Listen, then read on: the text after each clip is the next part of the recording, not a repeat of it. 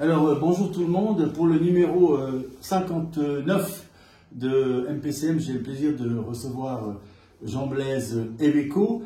Et d'entrée de jeu, je lui demande quels sont les 3 livres qu'il nous a préparés, les 3 livres qu'il nous conseille et qui l'ont peut-être marqué dans sa carrière d'homme. Alors, ce que j'ai compris dans ta demande, c'était les livres qui m'ont marqué. Exactement. Alors, des livres qui m'ont marqué, il y en a vraiment beaucoup. J'ai choisi le premier, le Tao de la physique de Capra, qui est un livre qui est sorti dans les années 68-70. Et le sujet alors Et le sujet, c'est le Tao de la physique. En fait, à l'époque, on ne comprenait pas grand-chose de la physique quantique. Et c'est un type qui a fait un lien entre le domaine intellectuel du monde de l'Occident, mathématique, et le monde spirituel de l'Orient, avec le Tao. Et ça a été un livre extrêmement important pour moi comme peintre, parce que nous, on a été éduqués par « je pense donc je suis », et puis la religion, toute notre histoire de peinture a été basée sur l'idée que Dieu a donné la terre aux hommes et que l'homme utilise la terre comme l'horloger. On analyse la montre pour comprendre l'horloger. Donc nous, on essaye de décortiquer le monde pour comprendre Dieu. Puis Dieu nous a donné ça à disposition. Puis en fait, avec la physique quantique, tu t'aperçois que tout n'est qu'énergie et qu'en plus tout est lié à tout. Tout est interactif. L'auteur? Capra. Ok. C'est vraiment un livre qui m'a vraiment marqué parce que ça a changé mon mode de voir, de penser la peinture et de voir. On va parler naturellement de la peinture plus tard. Le deuxième livre? Alors, le deuxième livre, c'est la poésie de Baudelaire, Les Fleurs du Mal, plutôt. Et puis, le mieux, c'est de le relier au Tao de la physique. La nature est un temple où de vivants piliers laissent parfois sortir d'obscures paroles. L'homme y passe à travers des forêts de symboles qui l'observent avec des regards familiers. Est-ce que tu l'as lu à plusieurs reprises, les Fleurs du Mal? Alors, Fleurs du Mal, c'est un livre de chevet pratiquement. Ah. Tu l'as découvert, je pense, étudiant? Voilà, je l'ai découvert étudiant. Ça m'a vraiment... la vision, pour moi, c'est un des pères de la psychanalyse. Donc, c'est cette vision du monstre qui est en nous qu'on doit laisser apparaître. Tu le connais, ce monstre, mon frère, c'est l'ennui. Donc c'est vraiment la démarche. Et le troisième? Alors le troisième, c'est aussi un livre de chevet qui est aussi extrêmement marquant, c'est Ars so sprach Zarathustra, ainsi parlait Zarathustra de Nietzsche. Et puis ce que je trouve passionnant chez Nietzsche, c'est que c'est à la fois de la poésie et à la fois de la philosophie. Donc le dernier texte que j'ai vu, interview que j'ai vu sur Nietzsche, c'était pour que veut dire Dieu est mort. Il y a eu en tout cas 100 réponses différentes. Là, tu as fait un petit lapsus avec folie. Il y a ce brin de folie chez Zarathustra aussi. Bien. Ah, j'ai pas entendu quand je l'ai dit folie, mais alors c'est complètement fou.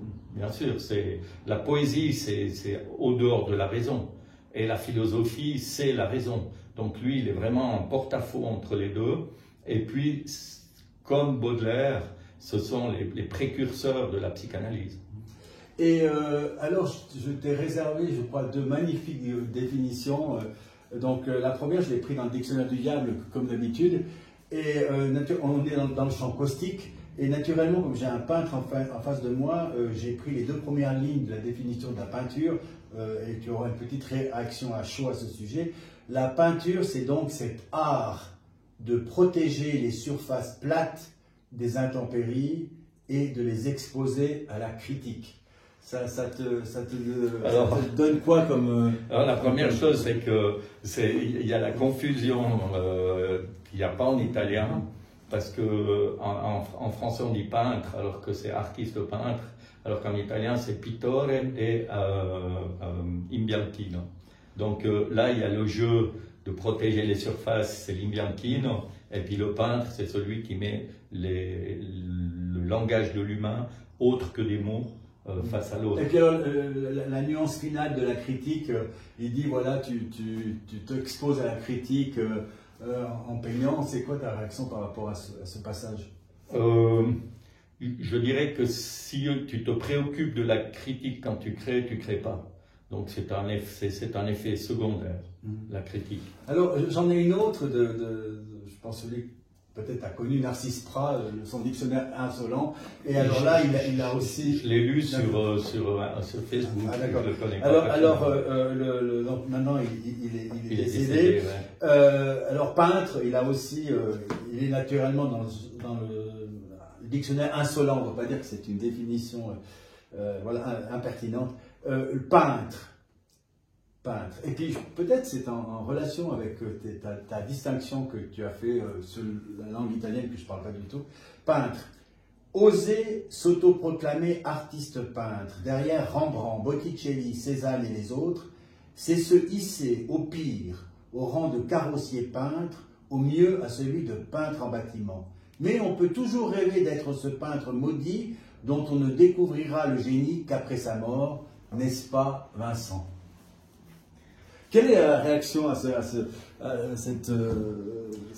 moment? Alors, le prof de peinture que j'ai eu à Florence, à l'Académie, nous a raconté une petite histoire. C'est deux étudiants qui se rencontrent dans un train. Puis il fait « Ah, toi, tu fais quoi ?» Puis je fais « Ah, moi, je suis artiste. » Je fais « Ah ouais, t'es artiste ?» Il fait « Ouais, je suis étudiant aux Beaux-Arts. » Puis toi, tu fais quoi? Puis il dit « Bah, moi, je suis saint. » Puis il fait « Comment saint ?» Je dis, ouais, je suis étudiant à l'école de curé, là. Et donc, sous-entendu, les saints et les artistes sont aussi rares les uns que les autres. Voilà. Ok. Avant de passer à notre conversation, il y a un petit moment d'actualité. Je conseille à tout le monde d'aller voir l'émission de Infrarouge de hier avec Christophe Clivat et Sarah Briguet, qui a été, on peut dire, initié par ce livre, celui de mon épouse Béatrice Rion, ces gens-là, à propos de l'inceste. Vous savez que Christophe Clivat a réuni en tant que conseiller national 109 signatures pour un postulat qui devrait être admis en juin et qui devrait déboucher sur une étude sur le sujet par rapport à la Suisse. Alors, la première question que j'ai pour toi aujourd'hui, c'est... Alors, avant la question, oui. J'ai lu ce livre. Ah oui, oui. Et alors c'est dur, ça touche des mondes qu'on a de la peine à concevoir. Et c'est très douloureux, parce qu'on a quand même tendance à penser qu'on est tous les semblables derrière le masque, puis tout d'un coup on s'aperçoit qu'il y a quand même des choses qui sont... Ouais, les mots, j'arrive pas à trouver les mots tellement c'est douloureux de lire des choses pareilles. Alors, toi, la forme, elle joue un rôle. Alors, j'ose cette question, hein, c'est oui, pas préparé. Est-ce que la forme, maintenant je parle de la forme, on va dire, la lettre, comment c'est mis en musique en quelque sorte, ces histoires absolument horribles, est-ce que ça t'a touché? Là, je suis en train de parler du style. Oui, alors pour moi, c'était parfait. Parfait. La seule chose, c'est que je dois m'arrêter parce que je n'arrive pas à lire en continu. Oui, alors ça, c'est la plupart des gens qui parlent, il faut parler du autre. Et si tu devais citer l'un celui qui t'a le plus marqué? J'ai vraiment pas. Pour moi, ça reste global, cette monstruosité. Parce que là, je te montre la couverture. Oui. C'est quelqu'un qui a un peu découvert c'est l'histoire de la coréenne. Hein. Oui. Ça, c'est, ouais. Moi, c'est ça qui m'a le plus touché. Alors voilà, après, on peut être. Pour moi, il n'y en a pas un qui vaut l'autre, quoi. C'est tellement. C'est là où tu te dis qu'on rencontre plein de gens et qu'on croit connaître et puis qu'on ne sait rien. Et puis qu'après, c'est mon semblable, mon frère. Ah oui, évidemment. Et puis c'est là que... Alors, j'ai cette question-là, on t'a souvent posée, etc. J'ai lu ton site, on va parler un tout petit moment, etc. Mais la question, c'est pourquoi peindre? Finalement, pourquoi tu as choisi de peindre? La Bible dit beaucoup sont appelés, peu sont élus. Moi, j'ai été appelé. À 18 ans, j'ai su que je serais peintre. Une vocation. Ah, c'est une vocation. Alors, j'ai souvent l'habitude de demander aux gens qui sont là, est-ce que vous rêviez à 10 ans d'être peintre? Non. À 10 ans, À 10 ans, c'est après coup, tu t'aperçois que toute ton école primaire, tu étais bon dans le dessin. Mais tu n'as jamais pensé à ça. Moi, donc toi, j'avais toujours les meilleures notes en dessin. Voilà, tu as ton livret scolaire, et puis tu les regardes une fois, tu fais ah ouais. Mais pas une seconde, tu penses. Non, moi, c'est arrivé parce que. Tu as un souvenir d'enfant où tu te vois avec le crayon, par exemple? Oui, beaucoup. Oui, ça, alors j'adorais. Ah, c'était les souvenirs. J'aimais sculpter aussi. Je faisais des petits modèles, j'avais des photos tout petits, j'ai des Parce chiens. Il y a un moment, je vous recommande d'aller voir son site aussi pour le type de peinture. Moi j'en ai tiré deux, mais je suis un peu désolé de les avoir tirées comme ça. Mais sur son site, il y a plusieurs, on va en parler tout à l'heure, beaucoup de couleurs, etc. Mais en fait, dans la peinture, moi qui ne suis pas peintre, et de temps en temps, je dis souvent, j'aimerais peindre, mais sans savoir. Je vois dans la peinture, sans avoir touché du tout à ce truc, quelque chose de sensuel entre le pinceau, la toile et la matière. Est-ce que je me trompe ou bien? Tu ne te trompes pas du tout. C'est hyper sensuel. Ouais. Et tu as découvert ça tout au long, ou tu ressens la même chose aujourd'hui qu'à 20 ans? Je vais juste te dire la petite anecdote. C'est un peintre amateur me prête son matériel en me disant ouais, tu verras, c'est cool et tout.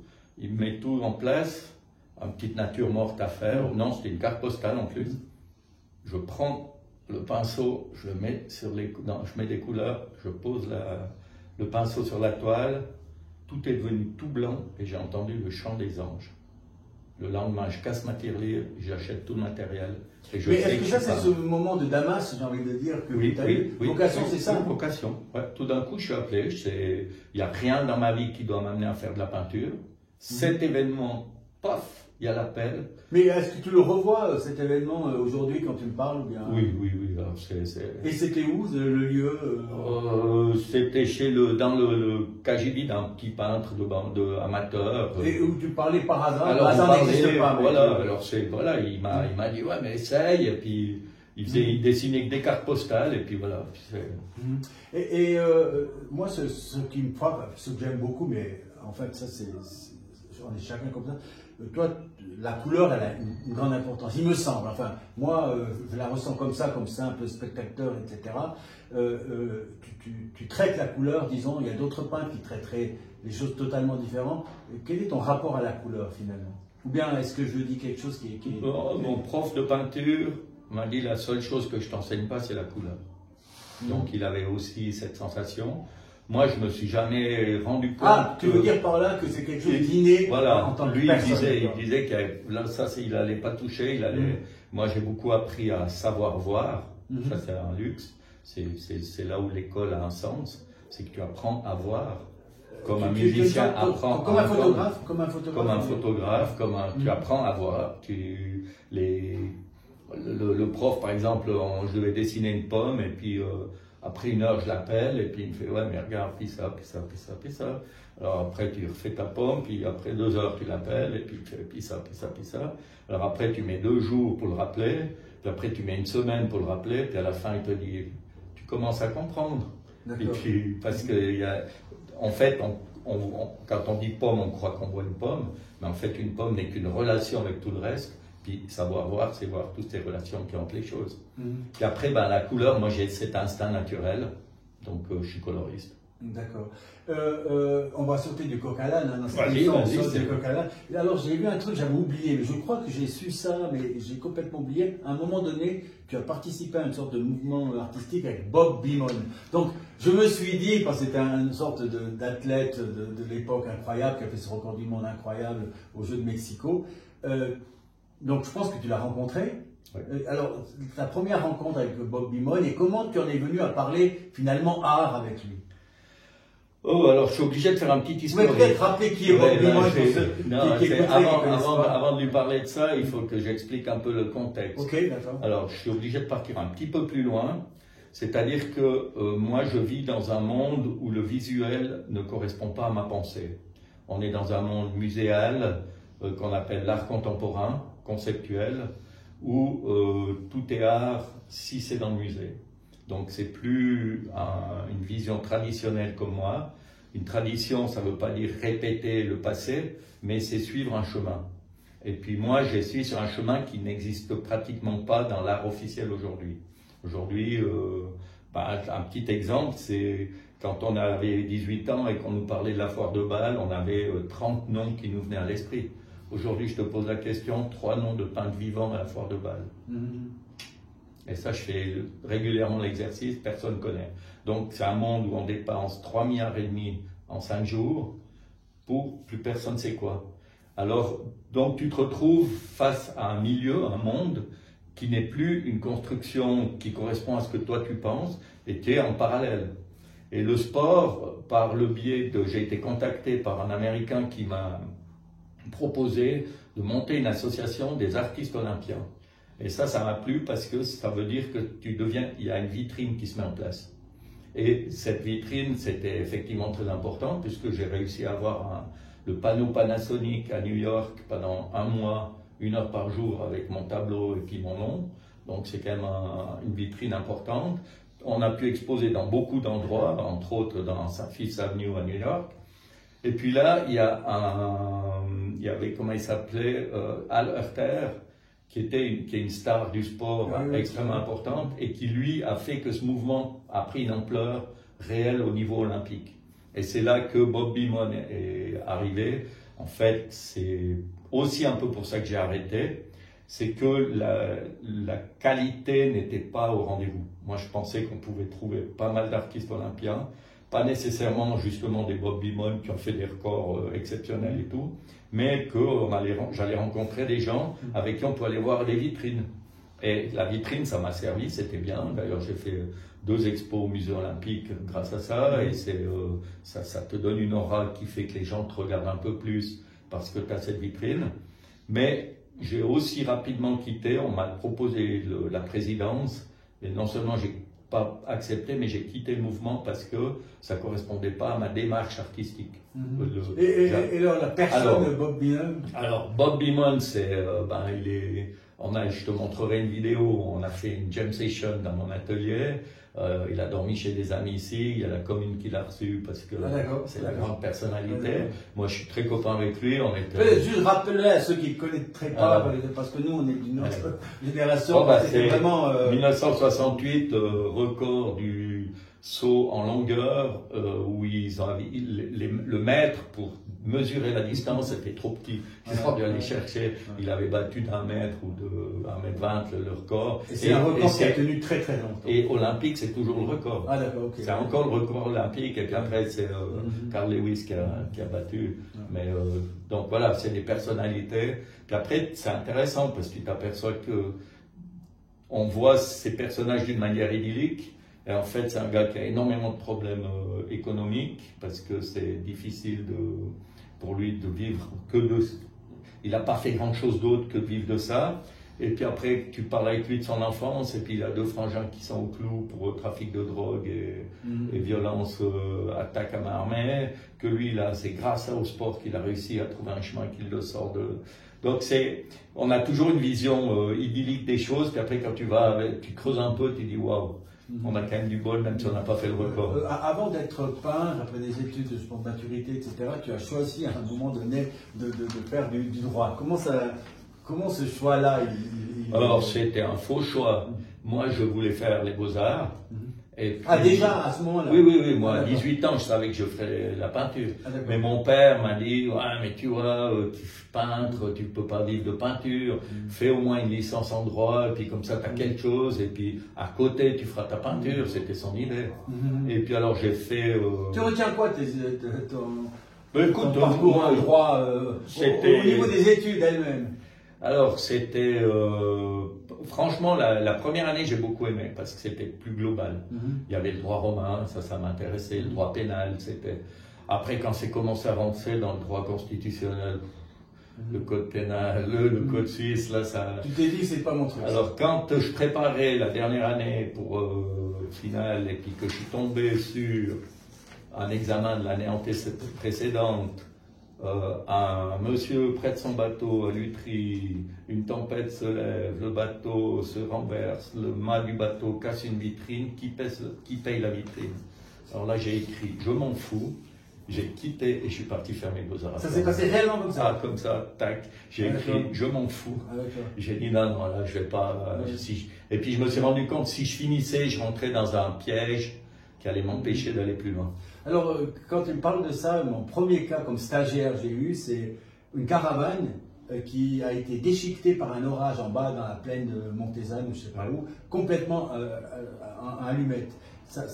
Le droit romain m'a permis de résoudre ce cas parce que dans le droit romain, il y a la transmission de la clé. Et parce que la clé avait été transmise le vendredi, la tempête le samedi, celui qui a reçu la clé sans avoir son mobil-homme, il a dû le payer 2 fois. Par le droit romain, là, on voit un peu que justice, droit, ça peut être... Ah oui, alors pour moi, je pense que le droit c'est important. J'aime qu'on soit dans une société avec... Régulée, bien sûr. Ça, mais c'est pas mon chemin. Et puis alors... pourquoi Florence? Pourquoi cette formation en Italie? Alors, Florence, parce que moi, je me suis senti, malgré des études classiques à Sion, je me suis senti extrêmement ignorant dans le domaine. Alors, j'ai été dans le domaine artistique. Alors, je suis parti voir Sion. Puis Sion, j'ai vu que c'était un petit Lausanne, j'ai été voir Lausanne. Lausanne était un petit Genève, j'ai été voir Genève. J'ai vu que Genève était un petit Paris, j'ai été voir Paris. Et j'ai vu que Paris était un petit New York. Alors, j'ai dit, OK. Moi, je sors mes montagnes, je vais aller à New York, on va me dire voilà ce qu'il faut faire, puis je vais obéir. Alors j'ai dit non, moi je vais à Florence, retourner aux sources, apprendre l'histoire, la technique, la connaissance, et après, je ferai moi ce que je veux faire. Alors, tu peux juste expliquer le cursus d'études à Florence que tu as su. Alors, c'est ce qu'on appelle les beaux-arts classiques. Anatomie, tu dois savoir dessiner tous les muscles, tous les os, tous les nerfs. Les couleurs, tu dois connaître absolument toutes les variantes, les techniques de peinture.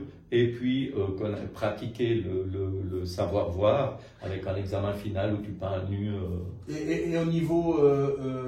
histoire de l'art, etc. Alors, l'histoire de l'art, c'est exceptionnel parce que rien que la ville est déjà un musée historique. D'accord. Donc, tu comprends d'où ça vient, les Romains, pourquoi la Florence. Après, tu comprends pourquoi on passe de l'art byzantin à la Renaissance. Après, tu comprends qu'est-ce qui se passe avec la Renaissance pour qu'on évolue direction Michel-Ange plus loin, et après les maniéristes.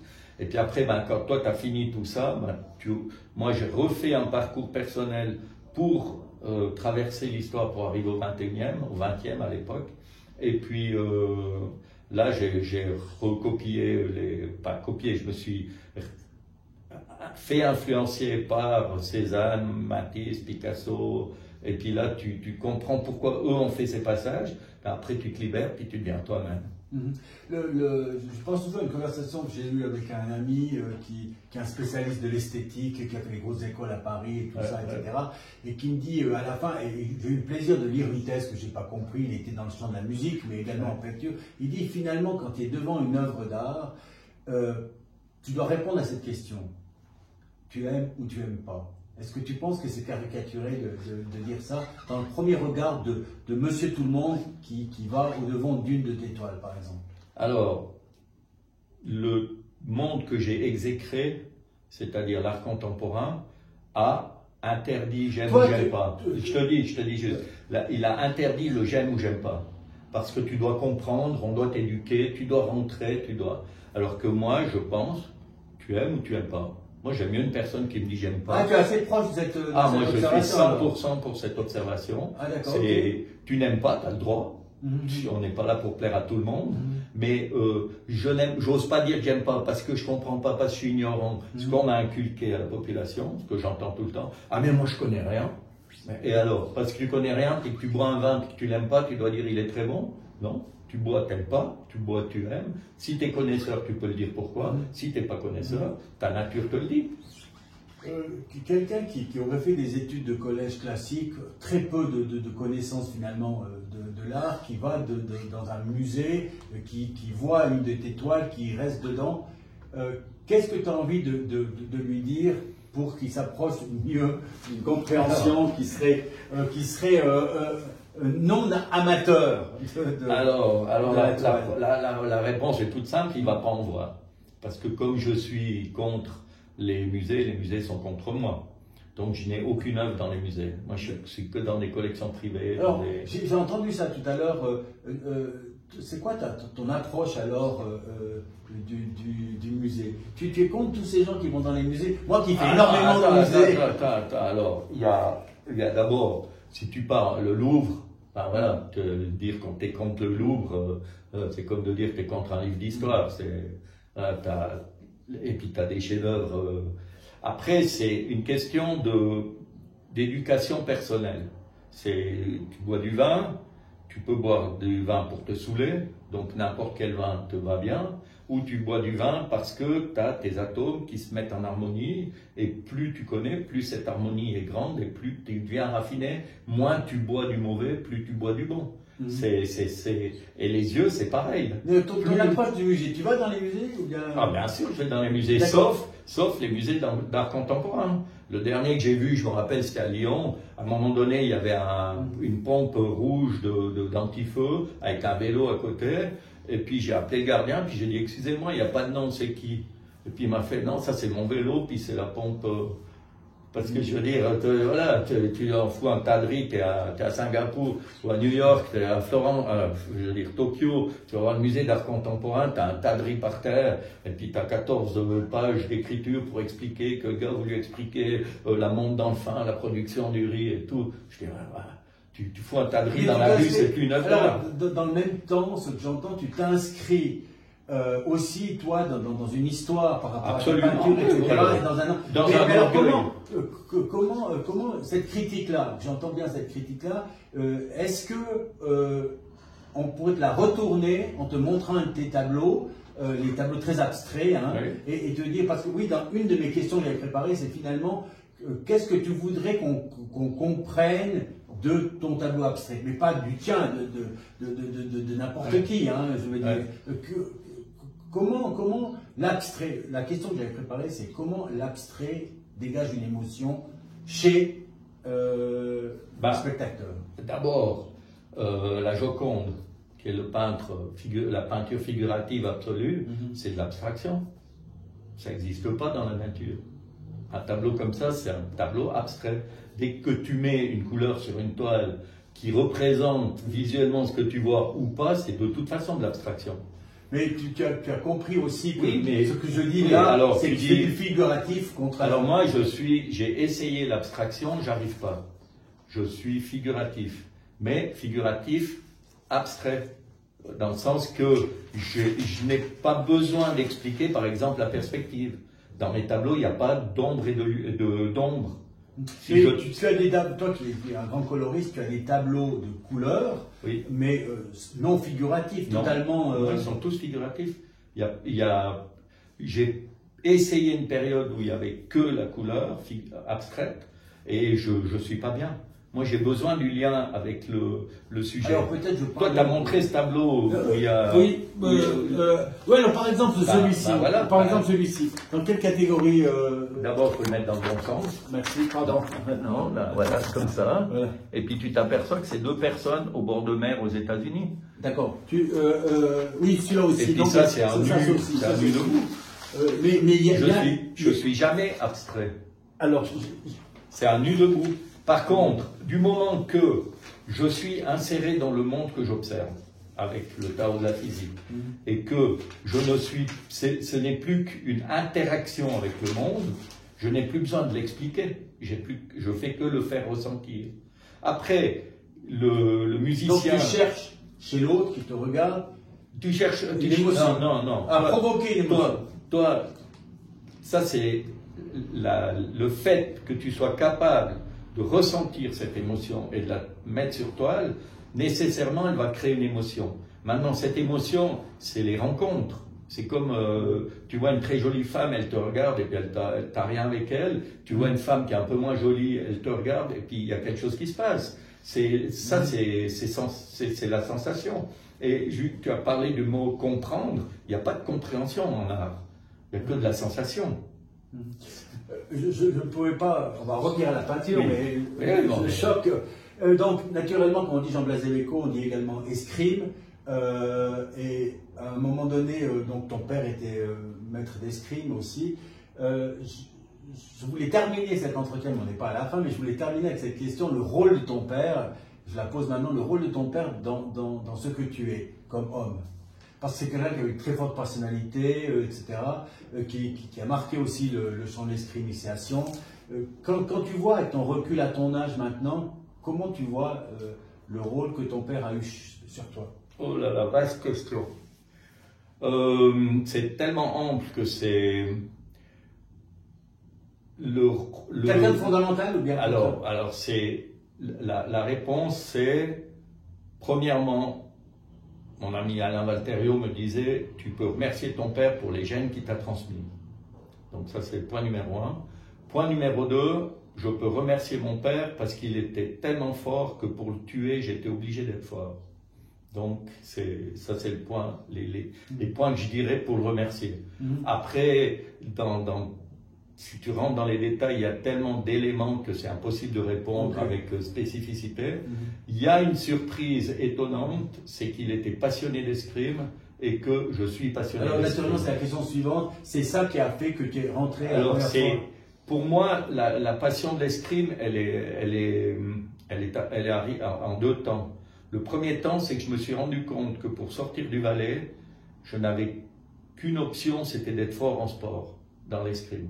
Parce que la chance qu'on a en escrime, c'est qu'à partir de 16-17 ans, si tu es en équipe nationale, tu voyages dans le monde. Et moi, quand je suis arrivé au collège, quand j'ai fini mon collège, j'avais vu pratiquement tous les musées du monde.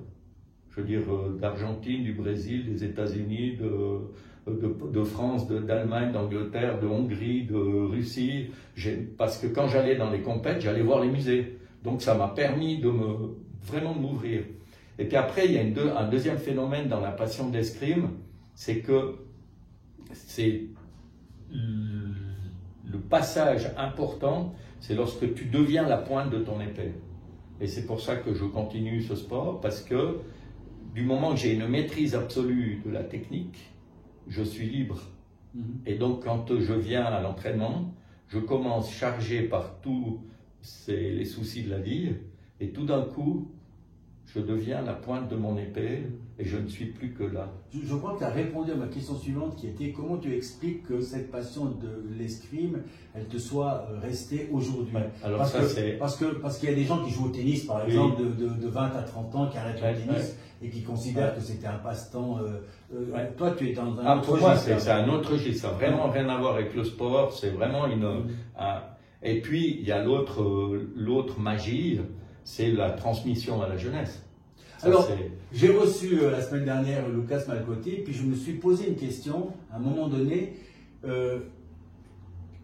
qu'est-ce qu'apporte le maître d'armes à celui qui est en plein essor de puissance de jeunesse,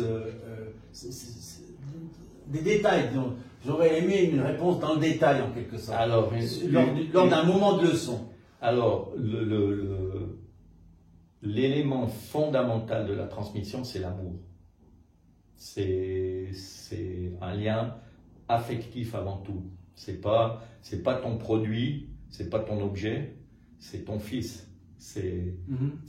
Et lui, il te considère comme le père. Tu viens, il y a une confiance réciproque. Et c'est, à mon avis, ça c'est le secret de base. D'accord. Puis après, il y a des gens qui t'aiment bien, mais ça passe pas, puis ça va pas plus loin. Et puis tu as des personnes comme Lucas, qui a tous ses entraîneurs, et puis qui a besoin de venir une fois par semaine avec moi. Alors, en préparant un tout petit peu, mais parce que mon truc, c'est de ne pas préparer la conversation, mais je me suis dit, en entendant Lucas, etc., je me suis dit, mais qu'est-ce qui lui manque, selon toi, pour être régulièrement, on va dire, dans les derniers 8, dans les compétitions de Coupe du Monde, puisqu'il l'a été, etc. Qu'est-ce qui fait qu'il pourrait l'être et il ne l'est pas encore, finalement? Comment répondre à une question comme ça? C'est lui. C'est lui qui doit... Là, tu insistes sur le mental, alors. Ah oui, c'est lui qui doit... un exemple tout con, avant de venir ici, Alexis Bayard, qui fait sa dernière compétition pour une chance pour les Jeux, qui a son entraîneur national, son coach mental, son coach physique. J'ai cru que c'était fini, ça. Non, lui, il a encore une chance, mais il doit gagner le dernier tournoi. En individuel. En individuel. D'accord. Et qu'est-ce qu'il fait? Il me téléphone et il vient prendre la leçon avec moi ce matin. Donc c'est l'amour. Ça veut dire que... Un renforcement psychique. Et puis sur le tout, parce qu'il sait que je le connais depuis toujours, il sait que je l'aime, donc je vais lui servir réellement, je vais pas l'utiliser, je vais lui transmettre. Et on a fait un travail qui est fantastique en 1 heure, c'était impressionnant, lui il avait le sourire, et je pense que ça peut être le petit déclic qu'il avait besoin. Parce qu'il a eu à un moment donné, il est dans les meilleurs du monde, il fait 2 fois 2e des Coupes du Monde, puis tout d'un coup, tout s'arrête. Est-ce qu'on peut dire aussi qu'en escrime, je pense que la réponse va être oui, je la pose quand même, c'est comme quand tu rencontres un professeur, tu te dis tiens, celui-ci il m'a apporté un peu plus que quelqu'un d'autre, et c'est ça qui fait que je vais me passionner pour l'escrime. Donc la transmission de la passion et du désir de l'autre vers l'élève. Et puis la réussite. Parce que quand l'entraîneur te fait faire quelque chose, puis que tu vas, puis que ça marche pas, tandis que quand il te change des trucs, puis toi, tu vois bien que l'élève, il n'a pas envie de changer ce que tu lui dis. Puis tu lui traites tête de mule, arrête, maintenant fais un effort, oublie tout, tu fais comme je te dis, puis après tu feras comme tu veux toi. Puis quand il fait comme tu dis, ça marche. Alors là, ça l'énerve lui parce qu'il a fait la petite confrontation, mais c'est ça qui est important. C'est qu'Alexis part là aujourd'hui, il avait un petit blocage juste à l'épaule. J'ai débloqué ce petit blocage. C'est comme un physio qui te fait juste clac-clac, et puis c'est le petit truc qui te suffit. Puis après, tu vas vers 20 physios, il n'y en a aucun qui marche, puis il y en a un qui fait non, mais c'est juste ça. Puis pof, ça marche, c'est pareil. Quel est le mental de l'escrimeur? Quand on dit le mental du sportif, etc., dans les coups décisifs, au moment décisif, quand tu tires un penalty, quelqu'un qui rate, etc. Mais est-ce qu'il y a aussi le hasard de la vie, où il y a vraiment Alors, une concentration? Je pense que les gagnants sont des gagnants, ça c'est dans la vie partout. Je vais répondre par la phrase que moi je transmets toujours. L'escrime, c'est sous le masque un tueur, sans le masque un seigneur. Ça veut dire que l'escrime t'enseigne le respect, t'enseigne le travail, mais quand tu mets le masque, le monstre a le droit d'exister. Tu vas pour tuer. Donc et c'est là le mental. C'est quand tu mets le masque, tu oublies ton éducation, tu oublies ta gentillesse, tu oublies le respect, tu oublies tout. C'est plus gagner, tuer. Et c'est pour l'autre. Le dernier mot que j'ai mis sur cette feuille, mais je vais à l'envers aussi, c'est le mot guerre. Mais pour te poser une autre question, est-ce qu'aujourd'hui, ces temps où l'on vit, ça a une influence sur ce que tu peins? Aujourd'hui, on est là en avril 2024 avec tout ce qui se passe dans le monde. 2017-18, j'ai 17-18-19. J'ai été très marqué par les violences. C'était les violences climatiques, les violences, les bombardements en Palestine, enfin tout qui explose. Et j'ai fait une période de tableaux, les réfugiés. D'ailleurs, j'ai un très grand tableau qui est... Dans ton site, il y a la période vinyle sombre, voilà, c'est celle-là là. Exact. D'accord. Et là, c'est une période... Là, on n'est plus dans la couleur. Exact. Et c'est une période où je quitte mon naturel pour entrer dans l'expression du monde dans lequel je vis. Si on veut, c'est un peu Goya, la période noire. C'est l'idée de dire maintenant, allez, oublie ton côté jouissif de la vie et puis regarde le monde dans lequel il va. Et puis ça, c'est une période qui m'a amené à une dureté personnelle. Je me suis ressenti, moi-même, ça m'a enfermé. Puis j'ai dit, mais non, ça, c'est pas ma vie. J'ai oublié d'éteindre. On a parlé de ça. Excuse-moi. Et donc, il faut que j'éteigne. Je crois qu'on est sous mode silence, voilà, mode avion. Cette période sombre, elle m'a assombri en fait. Et puis, c'est pas ma nature. Moi, je suis un personnage du soleil. Et puis là, je suis parti dans la lune, dans les ténèbres. Et alors, ma prochaine exposition s'appellera Duel pour la paix en Pologne, parce que je pense que le duel fait partie de la réalité de la vie, mais on ne doit pas le faire pour la destruction, on doit le faire pour grandir, pour aller vers la paix. J'ai vu aussi que, bon, je ne sais pas si tu en as fait plusieurs, mais tu as fait des résidences, comme font les artistes, hein, résidence JO. Ouais, ça c'est... Alors justement, tu peux nous parler de ce qu'était cette résidence JO? C'était en Chine donc, hein? C'était en Corée. En Corée. À Pyeongchang.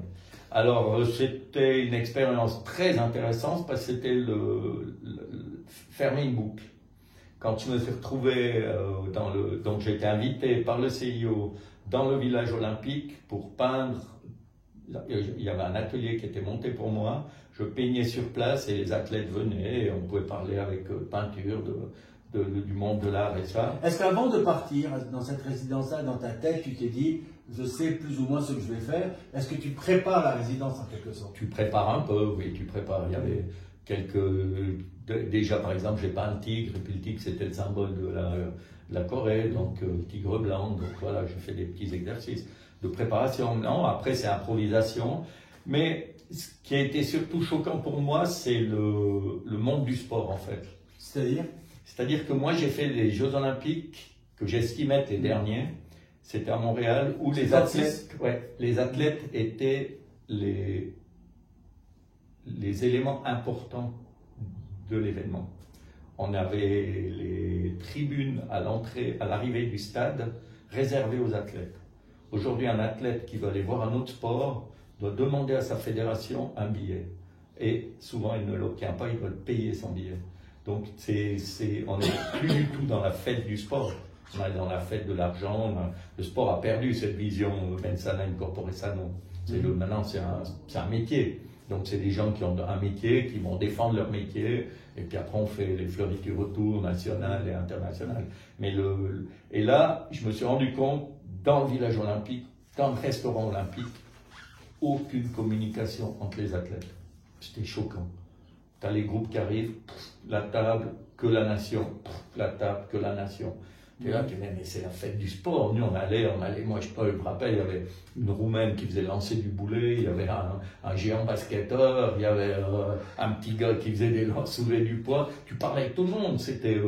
Il y avait cette communion du sport, c'était une fête. Là, maintenant, alors c'est quoi ton rapport quand tu vois l'évolution du sport? Parce que la question, elle se pose aussi en peinture. Hein. Oui. L'entrée de l'argent, l'importance de l'argent, etc. Et dans la peinture, c'est la même chose. En quelque sorte, c'est la question que je posais aussi à Luca Malcotti, quand il voit peut-être ses copains sportifs qui gagnent tellement d'argent, les entraînements, ils sont aussi intenses d'un côté que de l'autre, etc. C'est des professionnels dans leur façon, et puis certains, il y a le mérite financier qu'ils obtiennent que d'autres n'auront jamais. C'est quoi ton approche? La réponse, c'est la loi Minder qu'on a votée. Et puis, le directeur de Crédit Suisse part avec 30 millions, et puis on dit rien. Alors qu'on a dit plus de parachute, et puis les salaires des grandes entreprises, on doit les contrôler. Et puis aujourd'hui, tu as les gars qui gagnent 30 millions. Hier, Stellantis, 36 millions de dollars. 36 millions, c'est quoi ce gag? Je veux dire, ce qu'on oublie, c'est que 4 millions, c'est 40 ans, 100 000 par année. 100 000 par année, c'est pas tout le monde qui les gagne. Et il faut travailler 40 ans pour faire 4 millions. Et aujourd'hui. Donc c'est un regard quoi, de désabusé. C'est un regard de cette aberration dans laquelle on est en train de s'enfoncer. On est en train de créer des inégalités qui n'ont pas de sens. Pour le gars de cette entreprise à 36 millions, il trouve ça normal. Il n'est pas choqué. Non, au contraire, lui, il s'inscrit dans le management américain, et il se dit, celui d'appel, il a 99 millions, je trouve que mon salaire est tout à fait proportionné à l'importance de mon job. Mon point de vue, c'est l'effet négatif de la chute du mur. La chute du mur a dit aux capitalistes, vous avez gagné. Et le capitaliste a dit, le capitaliste est libéral absolu. Et donc on est maintenant dans un capitalisme libéral absolu. Et puis c'est le plus fort gagne. Puis après ils ont fait leur grande théorie sur le ruissellement.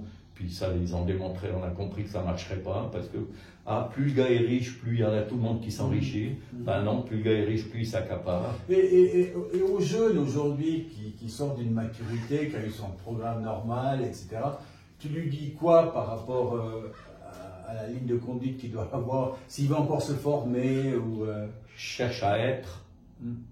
Cherche à être. Donc, c'est ce que tu n'as pas fait au moment où tu as choisi le droit. Moi, je l'ai fait, oui, je l'ai fait de manière ambiguë parce que je savais que c'était une période allonger mes études de collège avant d'aller faire mes beaux-arts. Parce que moi, je savais que j'irais faire mes beaux-arts. J'ai arrêté juste avant parce que je me suis dit, le piège va se refermer. Tu as fait tes juristes, Ah, mais il faut moins notaire. T'es notaire, fais avocat. Et la crainte de l'absence d'argent, est-ce que à un moment donné, ça a été un faux guide? Plus maintenant qu'avant. Quand t'es appelé, tu fermes les yeux. Tu penses à rien. Et voilà. Puis en fait, quand je regarde mon histoire de vie, c'est un miracle. Moi, j'ai pas d'agent, pas de marchand, pas de galerie. Et puis je vis de peinture, et puis j'ai pu acheter mon atelier, et puis je me débrouille, et puis j'ai fait des expositions partout dans le monde. Voilà, pour moi, c'est un miracle incompréhensible, juste dirigé par la passion, l'énergie et la confiance. Et les rencontres, je pense quand même que c'est des rencontres qui font que tu peux à un moment donné dans une galerie, ouais. etc. Comment le jeune il peut créer ses rencontres dans tous les métiers, avec ton expérience, tu dirais comment créer la rencontre? Être soi-même, ne pas mettre de masque, être soi-même. Parce que la rencontre, on peut tout à fait la faire en faisant semblant, mais ça ne va pas durer. Alors que si on est soi-même, elle met peut-être plus de temps à arriver, mais elle va durer. Et j'ai vu que tu as abordé plusieurs techniques de peinture. Comment on change, on passe de l'huile au vinyle, à l'acryl, etc. Alors l'acryl, c'est tout simple, c'est que moi je peignais à l'huile. Et puis, j'ai offert à Françoise, ma femme, Caruso, artiste peintre, à Noël, une dizaine de pots de couleur acryl. Et puis, elle faisait, elle travaillait à l'huile. Et puis, je mais elle ne connaissait pas l'acryl avant. Et puis, moi non plus. Et puis, j'ai offert des belles qualités. Et puis, elle a essayé, elle a dit, non, pas du tout, m'intéresse pas. Puis, j'ai pris les pots, puis j'ai dit, j'essaye. Puis, moi, j'ai trouvé ça génial. Parce que comme je peins très vite, ça sèche très vite, donc il y a eu des avantages. Et puis... Tu n'avais jamais essayé avant? Non, parce que moi, je venais des Beaux-Arts florentins, on travaille avec l'huile, c'est toute une technique beaucoup plus raffinée. Par exemple, le groupe Cobra n'existe pas sans l'acryl. L'acryl, ça permet des éclats de couleurs. Puis comme je suis coloriste, alors j'ai fait 2 tableaux identiques, 2 nus, les mêmes couleurs, un à l'huile, un à l'acryl. Et puis j'ai fait l'expérience avec plusieurs professionnels, comme je travaillais moi, on ne voyait pas la différence. Alors j'ai dit, alors c'est bon, l'acryl c'est bien. Ah, d'accord. Puis après, j'ai plus travaillé à l'acryl, j'ai plus touché l'huile. Et donc tu n'as pas touché l'acryl avant en raison de ta formation finalement? Voilà, exactement. J'étais à l'huile et puis le prof, alors lui, il fallait savoir, gracier au maigre, il faut commencer d'abord par des traits dilués avec des térébenthines, après tu mets un peu plus d'huile, après tu arrives à mettre des résines, puis c'est tout un travail que tu fais comme ça. Donc l'acryl, tu prends, tu jettes, ça ne va pas, tu mets par-dessus. Et ça correspond totalement à mon tempérament. Ah d'accord, et donc, mais est-ce que tu t'es dit dans une pub, j'aurais dû me mettre à l'acryl beaucoup plus vite ou bien comment? Non, il faut faire confiance à la vie. La vie s'occupe de nous. Ton chemin, c'est celui-là, c'est pas celui d'un autre. Il y a des gens qui arrivent avant, d'autres après. Pour ça, ça n'a aucune importance pour moi. Je pense que tu n'es pas un homme de regret. Non, alors là... Et de remords? Disons que j'ai par chance tué personne. Donc, non, je n'ai pas vraiment de remords. Mais je pense que c'est mieux d'avoir des remords que des regrets. Alors oui, ça c'est peut-être l'âge qui dit ça. Hein, c'est vrai. Quand je regarde ma vie, je me dis que c'est incroyable parce que je vois pas ce que j'aurais pu faire plus que ce que j'ai fait. Donc voilà, après tu as l'orgueil qui dit que tu pourrais plus, mais si tu regardes ton objectivité... Il y a ce fameux livre de Kundera, L'insoutenable légèreté de l'être, qui dit qu'il faut imaginer l'instant présent comme s'il se répétait dans l'éternité éternellement. Si c'était à refaire, tu recommencerais la même chose avec la même passion. Écoute, c'est le Tao de la physique, le être là. Et le 4e livre que j'aurais cité, c'était le Dasein de Heidegger, le être là. On ne peut rien faire d'autre que être là où on est. Et c'est ce qui fait que beaucoup de gens croient que je suis un passionné absolu d'escrime. Parce que ceux qui me voient à l'escrime, je suis là. Je ne suis rien d'autre. Je ne suis pas peintre, je ne suis pas marié, enfant, truc, je suis là. Et donc, la personne qui me voit, elle dit « lui, il pense à l'escrime, il est passionné. Mais moi, je sors de la douche, l'escrime, je suis plus dans l'escrime, je suis là. Est-ce que tu t'es retrouvé une fois devant un de tes tableaux avec un spectateur qui te pose la question expliquez-moi le tableau. Oui, Et beaucoup. à ce moment-là, si je reprends par exemple non, celui-ci, si je reprends celui-ci, c'est dommage qu'il est un peu trop petit, je dis explique-moi ce tableau. J'ai envie de comprendre. Moi, intuitivement, j'adore ça. Je ne sais pas pourquoi, je ne peux pas dire pourquoi. Il y a d'autres qui disent mais qui est complètement à côté de la plaque, Steph, c'est pas ça, il ne faut pas. Mais bon, moi je le dis, j'aime bien. J'aime pas bien, j'aime beaucoup. Et comment ça se fait alors? Qu'est-ce qui fait que j'aime ça? Et qu'est-ce qui fait que mon voisin, ma voisine, un de mes proches dit mais non, c'est quelque chose qui me passe complètement à travers? Est-ce que tout le monde aime ta femme? Non, c'est la réponse. Ouais. Après, c'est l'émotion de chacun. Moi, quand je fais ça, je sais ce que je fais. Mais je ne le sais pas, je sais la structure. Ça veut dire, tu me demandes pourquoi il n'y a pas d'ombre, je peux t'expliquer. Parce que je n'ai pas besoin de l'expliquer, puisque toi, tu vois un volume. Et je n'ai pas besoin d'expliquer le volume, puisque sans l'expliquer, tu le vois. Donc moi, j'ai toutes ces connaissances que j'ai faites en moi qui amènent. Mais après ce tableau, il est apparu. Le fameux « je » est un autre. Je ne pense pas, on me pense. Quand tu crées, c'est pas toi qui crée, tu sais pas qui crée. Et ton regard, par exemple, c'est une question un peu... J'ai vu pas mal d'expos de Ben. Je sais pas pourquoi j'aime Ben, parce que ça a l'air vraiment... C'est quoi, par exemple, ton approche par rapport à un gars? Est-ce qu'on est dans le commercial? Est-ce qu'il a, créé quelque chose? Ou il est dans le contemporain stupide? Alors, Ben est dans le contemporain pas stupide. D'accord. Dans le sens que ce qui te plaît, c'est le texte. Donc, Ben, c'est de la poésie verbale, c'est pas pictural. Donc, sa poésie verbale a un sens. Et puis après, comment ça se fait qu'il a accroché avec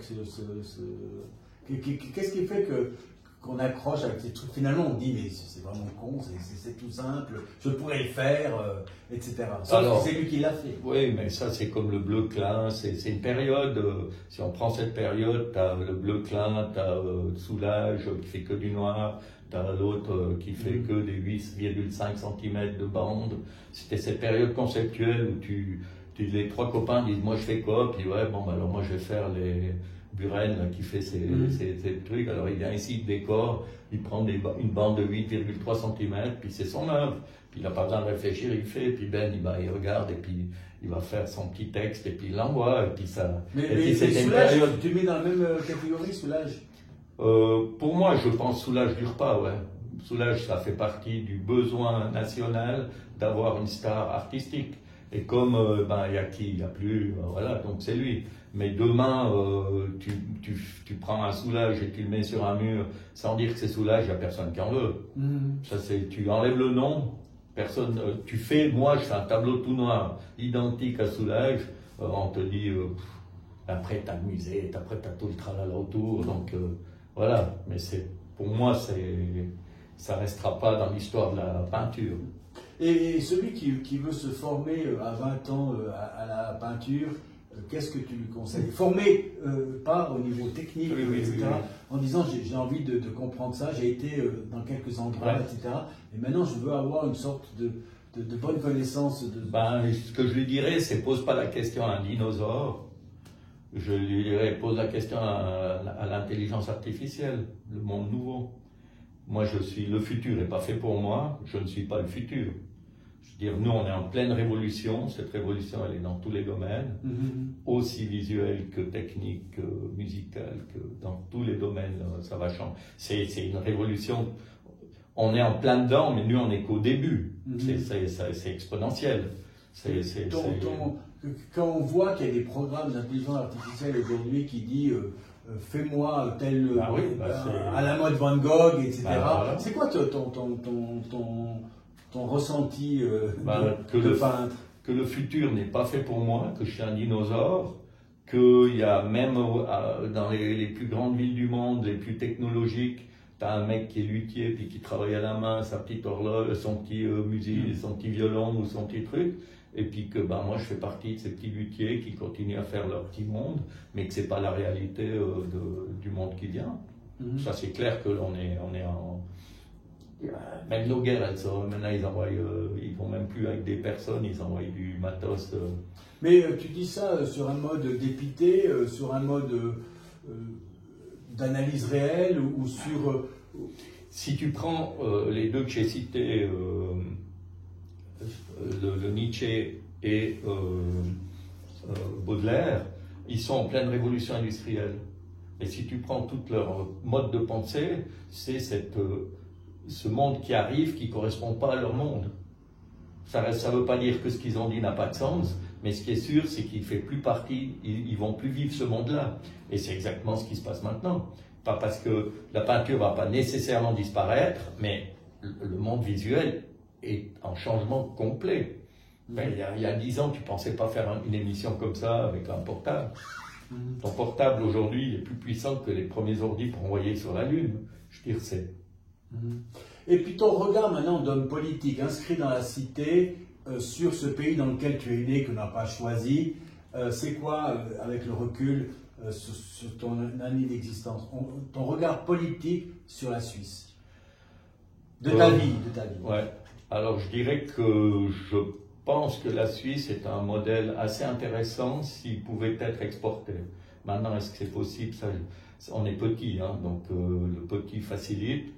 Et puis, il ne faut pas regarder non plus trop près, parce que quand on entend qu'on est jugé par le tribunal des droits de l'homme, alors la réaction, bien sûr, c'est quoi cette histoire? On n'a pas à nous juger, on est bien chez nous, l'eau chez nous est plus propre qu'ailleurs, nos routes sont plus propres qu'ailleurs, blablabla. Mais la réalité, c'est que nos industriels, nos politiques, moi j'appelle ça les pas influenceurs, je ne trouve pas le terme pour les gens qui sont pour chaque politicien à Berne, tu as des lobbyistes. Et moi je pense que ce côté lobbyiste chez nous n'est pas très sain. Les décisions prises par nos élus ne devraient pas avoir de lobbyistes. Alors que chez nous c'est officialisé, autorisé, respecté et dirigé. Et alors, pour terminer, une musique, une chanson qui pourrait conclure cette émission, ça serait quoi? Tu écoutes de la musique? Oui, j'écoute beaucoup de musique. Je suis moi-même très musicien. Alors, celui qui vient dans la tête. Ce qui vient maintenant, c'est la dernière chanson de Brel que j'ai apprise par cœur. Laquelle? Au suivant. Au suivant. Ouais. Ok. Alors, merci pour ce moment. J'en arrive à me dire qu'il est mieux d'être suivi que suivant. Merci pour ce moment. Merci à toi.